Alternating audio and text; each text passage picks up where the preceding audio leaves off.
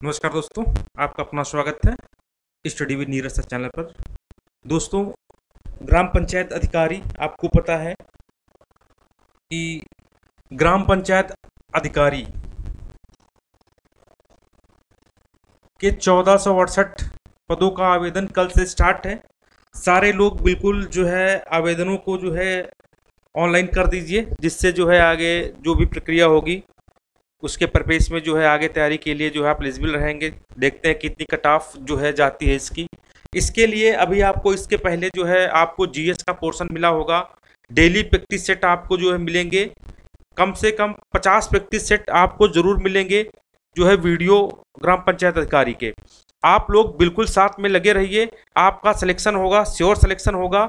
इसी परपेस में अगर आप हमारे चैनल पर पहली बार आए हैं, विजिट किए हैं, तो चैनल को जरूर सब्सक्राइब कर लीजिए, जिससे आने वाले सारे नोटिफिकेशन आपके मोबाइल पर आए और आपका सिलेक्शन हो। मित्रों, चलिए हम स्टार्ट करेंगे मेरे बच्चों। देख लीजिए पहला प्रश्न क्या है। ठीक है, पहले प्रश्न पे हम लोग स्टार्ट करेंगे। देखिए, वैयक्तिक पत्र किसके मध्य लिखा जाता है? वैयक्तिक पत्र किसके मध्य, यहाँ पर किसके है? ठीक है मेरे बच्चों, किसके मध्य लिखा जाता है? व्यवसायियों के मध्य, सरकारी अधिकारियों के मध्य, सगे संबंधियों के मध्य या पाठक संपादक के मध्य। ये वैयक्तिक पत्र सगे संबंधियों के मध्य मेरे बच्चों जो है लिखा जाता है। सगे संबंधियों के मध्य जो है वैयक्तिक पत्रों को जो है हम लिखते हैं। चलिए हम आगे बढ़ेंगे मेरे बच्चों। ठीक है, दूसरे नंबर पे आएंगे। आदिकाल के लिए वीरगाथा काल नाम से किसे प्रस्तावित है? आदिकाल, दूसरे नंबर पे देख लीजिए। आदिकाल के लिए वीरगाथा काल नाम किसने प्रस्तावित किया है? बहुत इंपॉर्टेंट प्रश्न है मेरे बच्चों। तो आचार्य रामचंद्र शुक्ल का आपने नाम सुना होगा। आचार्य रामचंद्र शुक्ल ने ही जो है आदिकाल के लिए वीरगाथा काल के नाम को जो है प्रस्तावित किया है। आचार्य रामचंद्र शुक्ल डॉक्टर राम कुमार वर्मा ने चारण काल भी इसे कहा है। राम कुमार जो वर्मा है मेरे बच्चों, राम कुमार वर्मा, ठीक है, इसे चारण काल भी कहते हैं। क्या कहते हैं? चारण काल। ध्यान रखना, इंपॉर्टेंट है। एक के काल को कई कई नामों से मेरे बच्चों जो है जाना जाता है। कई राहुल सांकृत ने सिद्ध सामंत काल कहा है। राहुल सांकृतायन सिद्ध सामंत काल, सिद्ध सामंत काल कहा है किसने? राहुल सांकृतायन ने कहा है। राहुल सांकृतायन, ठीक है, आपको पता है कि ठीक है, ये राहुल सांकृतायन की बहुत ही इंपॉर्टेंट जो है रचनाएं हैं। ठीक है, अधातु घुमक्कड़ जिज्ञासा, आपको पता है, बहुत बार इसको आपने पढ़ा होगा। चलिए, इनमें से किस शब्द का प्रयोग हमेशा बहुवचन में होता है? इसको हम जो है देखेंगे, किस शब्द का प्रयोग बहुवचन में होता है। देखिए, बहुवचन में होता है तो मेरे बच्चों जो आपका जो है बहुवचन में जो प्रयोग में होता है, ये यहाँ पर आपका लिखा है होंठ। कौन सा शब्द हमेशा बहुवचन में होता है? तो मेरे बच्चों होंठ, इसका प्रयोग मेरे बच्चों ये बहुवचन में होता है। ठीक है, बहुवचन में होता है। चलिए आगे बढ़ते हैं। चौथा प्रश्न, निम्नलिखित में से कौन सा स्वर कंठ तालव्य व्यंजन है? कंठ तालव्य दोनों से जो है बोला जाता है, मतलब कंठ और तालु। अब बोल के ई आ औ ए, तो इसका जो है मेरे बच्चों 4 का जो आंसर सही वो डी सही है। ठीक है, डी जो है ये कंठ और तालव्य से बोला जाता है। चलिए आगे बढ़ते हैं। नेक्स्ट प्रश्न की तरफ 5 नंबर पे आते हैं। वर्तनी की दृष्टि से शुद्ध शब्द क्या है? अच्छा, इसमें जो है शुद्ध शब्द आपको छांटना है, तो ये होता है समीक्षा, ये शुद्ध शब्द है। ठीक है, ध्यान रखना, बाकी सारे गलत हैं। निम्नलिखित में शुद्ध वर्तनी वाला शब्द जो है मेरे बच्चों छांटना है, बहुत इंपॉर्टेंट है। कई परीक्षाओं में पूछा गया है मेरे बच्चों, कई परीक्षाओं में। तो शुश्रूषा ऐसे लिखा जाता है मेरे बच्चों ये, तो इसका आंसर सही है ए। ठीक है, चलिए आगे बढ़ते हैं। मात्र नाम का संधि विच्छेद क्या है? मात्र नाम का नीचे री की मात्रा लगी है, इसका संधि विच्छेद क्या है मेरे बच्चों? तो ये है बी नंबर। बी नंबर जो है इसका संधि विच्छेद है मात्र प्लस ऋणाम। अब देखिए, ये प्रति प्लस आघात का संधि रूप क्या होगा? अच्छा, हमने देखो इसमें ये जो छोटी ई की मात्रा मेरे बच्चों लिखी होती है, इसको में हम क्या कहते हैं, आधे आधे में कन्वर्ट कर देते हैं, और ये हमारा प्रा रह जाता है पहले वाला, और ये जो है या हो जाता है। तो हो गया क्या, प्रत्याघात। प्रत्याघात में प्रति उपसर्ग है, ये भी आप लोग ध्यान रखना, ठीक है। तो ये पहला वाला ऑप्शन इसका जो है राइट है। और ये संधि कौन सी है, संधि यण संधि है। आपको पता है जब आधा मात्रा आता है तो कौन सी संधि होती है, आधा मात्रा होता है तो यण संधि होती है। चलिए आगे बढ़ते हैं नेक्स्ट प्रश्न के ऊपर। धीरे धीरे कौन सा समास है। अब देखिए यहां पर मेरे बच्चों जो है, चाहे धीरे धीरे हो, चाहे साथ साथ हो, साथ साथ हो, चाहे रातों रात हो, रातों रात हो, ठीक, मतलब दोनों तरफ जब सेम वर्ण आते हैं तो मेरे बच्चों अव्ययभाव समास होता है। इतना आप लोग ध्यान रखना। द्विगु समास क्या होता, पहला पद क्या होता है मेरे बच्चों, वो संख्यावाचक होता है, संख्यावाची होता है। कर्मधारय पहला पद गुण होता है। द्वंद्व मेरे बच्चों डैश लगा होता है, इसका अर्थ होता है और जितने भी विलोम शब्द होते हैं वो क्या हो जाएंगे, द्वंद्व समास में चले जाएंगे। चलिए आगे बढ़ते हैं, देख लीजिए इंपॉर्टेंट प्रश्न है। जिन समासिक शब्दों में पहला पद संख्या को व्यक्त करने वाला विशेषण होता है उसे हम क्या कहता है, संख्या को व्यक्त करेगा, तो ये होगा मेरे बच्चों द्विगु समास। क्या होगा, द्विगु समास होगा। चलिए देख लीजिए आगे बढ़ते हैं। अनुउपसर्ग क्या है, अनुउपसर्ग मेरे बच्चों आपको पता है, उपसर्ग पहले लगता है और प्रत्यय बाद में लगता है। उपसर्ग पहले लगता है और प्रत्यय बाद में लगता है, ये आपको पता होगा। बहुत बहुत सरल जो है ये ऐसे क्वेश्चन मेरे बच्चों बहुत सरल होते हैं, ठीक है, बहुत सरल प्रश्न होते हैं, ठीक है, इसको आप लोग देख लो। अनु उपसर्ग से बना शब्द, पहले उपसर्ग देख लो क्या होता है मेरे बच्चों, जो उपसर्ग होता है वो पहले लगता है, ठीक है, और जो प्रत्यय होता है प्रत्यय वो बाद में लगता है। तो भैया अनु उपसर्ग से बना शब्द इसमें से कौन है, तो अनुवाद है। अनु उपसर्ग लगा है तो और अनुवाद जो है उपसर्ग जो है ये हो जाएगा। इसमें अधि उपसर्ग होगा, इसमें क्या होगा, अधि उपसर्ग होगा, इसमें अवि उपसर्ग होगा, ध्यान रखना, ठीक है। चलो आगे देखिए, निम्नलिखित शब्द में आ उपसर्ग नहीं लगा है।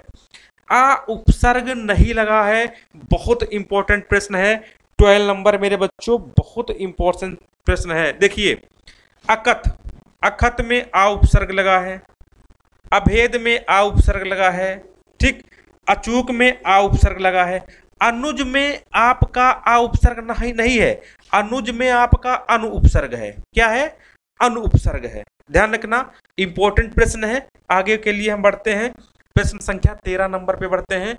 बहुत इंपॉर्टेंट प्रश्नों की श्रृंखला है मेरे बच्चों। एजीटीए हो, वीडियो हो, जिसमें भी हिंदी आती है, जिस परीक्षा में हिंदी आती है मेरे बच्चों उसके लिए इंपॉर्टेंट है। अब देख लीजिए लुटेरा, लुटेरा शब्द में प्रत्यय, प्रत्यय कौन सा है।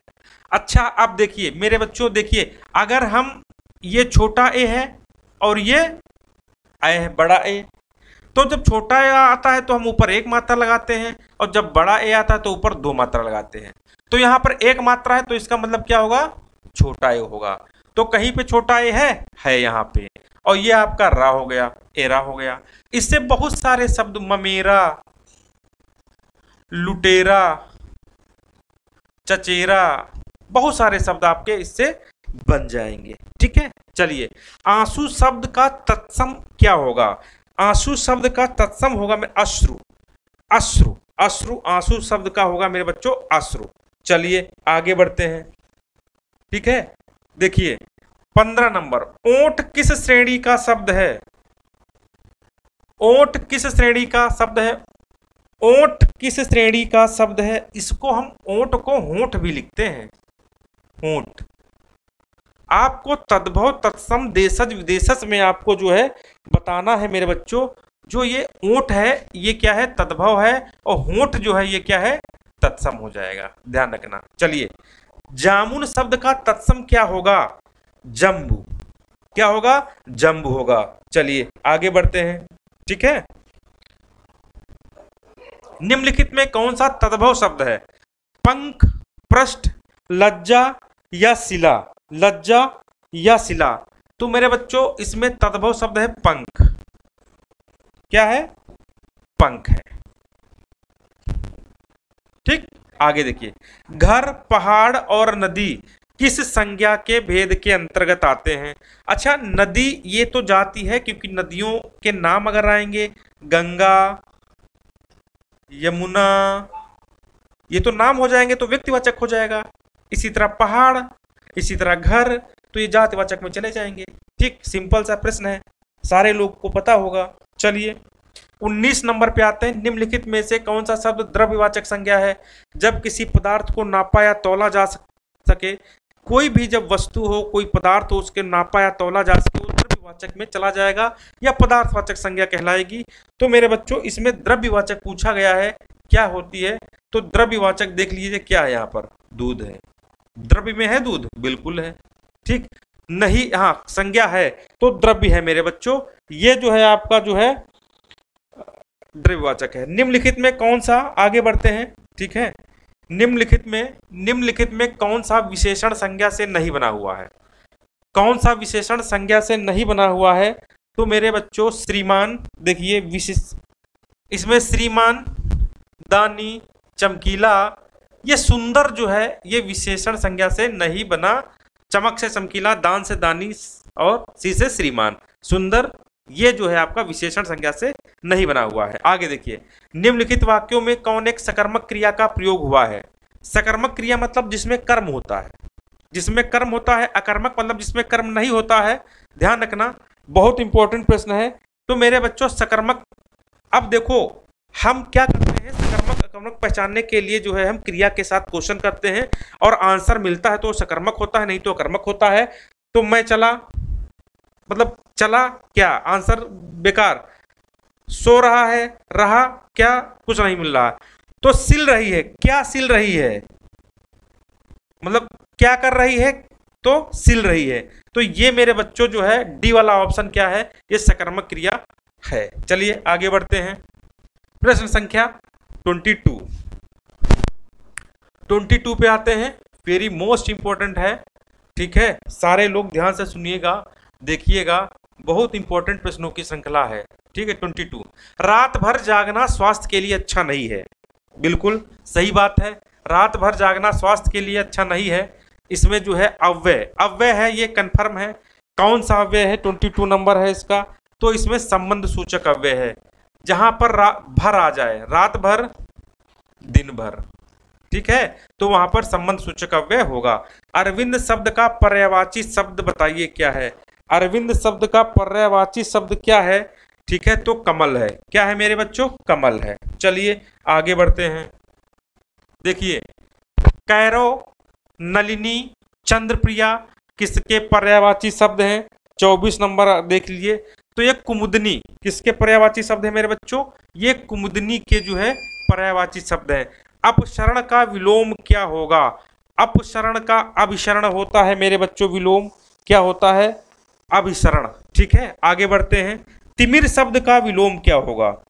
तिमिर्मिस क्या होता है? तिमिर्मिस होता है मेरे बच्चों प्रकाश, उजाला। ठीक है, तो तिमिर शब्द का जो है विलोम पूछा गया है। ठीक है, तिमिर शब्द का विलोम क्या होगा? ठीक है, 26 नंबर मेरे बच्चों, 26 आलोक, आलोक होगा। नीति का विलोम क्या होगा? नीति को हम अनीति के रूप में जो है ठीक कह सकते हैं, नीति अनीति। ठीक है, आगे देखिए 28 नंबर, तैरती चलती है इसलिए नाव को कहते हैं, रिक्त स्थान में उचित शब्द को प्रयोग करते हैं। नाव को क्या कहते हैं? तरणी, तरिणी, तरुणी या तरुणी। 28 नंबर मेरे बच्चों, क्वेश्चन नंबर 28 इसमें जो है मेरे बच्चों जो नाव को हम लोग कहते हैं वो कहते हैं तरणी। क्या? तरणी, ये इसका इसमें राइट आएगा। अंतरराष्ट्रीय हिंदी कवि सम्मेलन का स्वयं में बड़ा काम है। अब इसमें अंतरराष्ट्रीय हिंदी सम्मेलन का आयोजन होता है कि प्रयोजन होता है? ये ए और सी वेरी मोस्ट इंपॉर्टेंट है, इसी में पूछा जाएगा। कोई भी किसी सम्मेलन का हम लोग आयोजन करते हैं, क्या करते हैं? आयोजन करते हैं। चलिए 30 नंबर, 30 नंबर, जो प्रमाण से सिद्ध ना हो, जो प्रमाण से सिद्ध ना हो उसे हम अप्रमाणित कहेंगे। क्या कहेंगे? उसे हम कहेंगे मेरे बच्चों 30 नंबर, नहीं नहीं, हाँ 30 नंबर, उसे अप्रमेय कहेंगे। जो प्रमाण से सिद्ध ना हो उसे हम कहेंगे अप्रमेय। तैरने की इच्छा को क्या कहते हैं? तितीर्षा, तरणेच्छा, संतरणेच्छा। आपको पता बी, बी इसका राइट आंसर है, तितीर्षा। तैरने की इच्छा को तितीर्षा कहते हैं। चलिए, उसने तो मेरी आंखें खोल दी, उसने तो मेरी आंखें खोल दी। मुहावरे का अर्थ भ्रम को दूर करना, किसी बात पर ध्यान न देना, स्वागत के लिए, मतलब भ्रम, भ्रम को दूर करना। इसका राइट आंसर होगा भ्रम को दूर करना। चलिए आगे बढ़ते हैं। देखिए, नाक का बाल होना, इस मुहावरे का अर्थ आपको बताना है। क्या बताना है? नाक का बाल होना, इस मुहावरे का अर्थ बताना है। शत्रु होना, अकारण प्रिय होना, नाक में बीमारी होना मेरे बच्चों। ठीक है, 33 नंबर है, 33 नंबर है, 33 का मेरे बच्चों अकारण प्रिय, प्रिय होना, ये जो है इस मुहावरे का अर्थ है। एक पंथ दो काज, आपको पता है, एक काम से दो लाभ होना, एक पंथ दो काज से बोलते हैं। निम्न में कौन सा वाक्य सरल वाक्य नहीं है? सरल वाक्य जिसमें एक कर्म एक क्रिया एक कर्ता होता है उसे हम क्या बोलते हैं? उसे हम बोलते हैं सरल वाक्य। उसे हम क्या बोलते हैं मेरे बच्चों? सरल वाक्य। पूछा गया क्या गया है? निम्न में कौन सा एक सरल वाक्य नहीं है? ठीक है, बहुत इंपॉर्टेंट, बहुत सरल क्वेश्चन है। ठीक है, अब देख लीजिए, वो लड़का दौड़ता है, बिल्कुल सरल वाक्य है। बंदर पेड़ पर चढ़ रहे थे, बिल्कुल सरल है। मैंने लड़कों को बुलाया, बिल्कुल सरल। इस मेले का उद्देश्य है कि, भाई उद्देश्य है कि मैं अपने आप अन्य वाक्यों को बुला सकूं, तो ये आपका पता है कि मिश्रित या मिश्र वाक्य में चला जाएगा, तो ये आपका नहीं है, ये राइट आंसर है। बाकी ठीक है, जिस वाक्य में साधारण और मिश्र वाक्य का मेल संयोजन द्वारा होता है उसे क्या कहते हैं? उसे हम क्या कहते हैं? मिश्र वाक्य कहते हैं, संयुक्त वाक्य कहते हैं, सरल वाक्य कहते हैं, या प्रश्नवाचक वाक्य कहते हैं, तो इसे हम संयुक्त वाक्य कहते हैं। ठीक, आगे बढ़ते हैं। देखिएगा, तुझको तुमको मुझे पढ़ाना है, अशुद्ध अंश को तुमको मुझे पढ़ाना है। ठीक है, अशुद्ध अंश को पहचानिए, 37 नंबर। ठीक है, इसमें मेरे बच्चों तुमको अशुद्ध है। क्या है? जो तुमको है वो अशुद्ध है। ठीक है, ध्यान रखना। इस वाक्य में कर्म के अनुसार क्रिया में परिवर्तन होता है, उसे क्या कहते हैं? कर्म के अनुसार क्रिया में परिवर्तन होता है, उसे हम कहते हैं मेरे बच्चों कर्मवाची। ठीक है, माँ ने बाजार से कपड़ा खरीदा, कारक बताओ, कहां से खरीदा? बाजार से खरीदा। कर्ता ने कर्म को करण से, ध्यान रखना। आगे बढ़ते हैं। ठीक है, आगे बढ़ते हैं। पेड़ से पत्ते गिरते हैं तो पेड़ से पत्ते अलग हो रहे हैं, बिल्कुल सिंपल वाक्य है। अपादान कारक जब आता है तो अलगाव की भावना होती है। विकल्पों में पुल्लिंग शब्द का चयन करिए। तेजस्वी, तपस्विनी, हंसनी या परोपकारिणी। 41, तो इसमें तेजस्वी जो है ये पुल्लिंग होगा। चलिए आगे बढ़ते हैं, नेक्स्ट प्रश्न। ठीक है,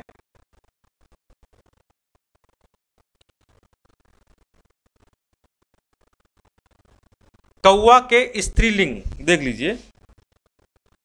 कौवा के स्त्रीलिंग, कौवा के स्त्रीलिंग के निर्धारण के लिए क्या किया जाता है? क्या किया जाता है? बहुत सरल है मेरे बच्चों। तो ई लगाते हैं, ई तो नहीं लगाएंगे, आनी नहीं लगाएंगे।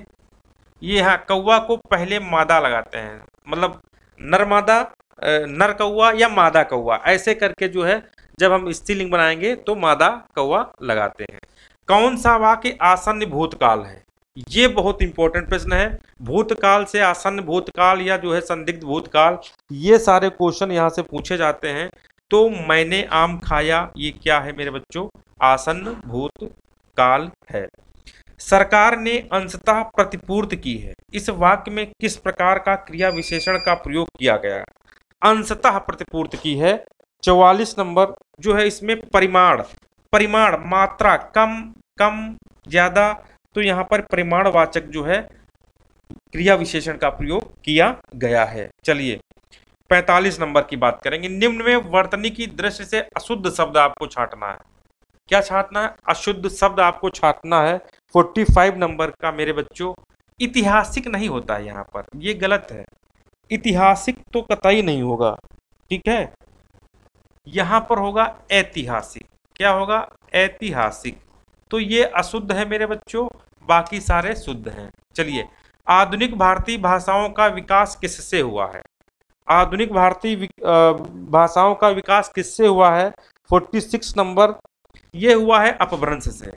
निम्नलिखित में आधुनिक भाषाओं में से किसका संबंध अपभ्रंश की पैशाची बोली से है? 47 नंबर, तो इसका सी है, पंजाबी से है। ठीक, चलिए आगे बढ़ते हैं।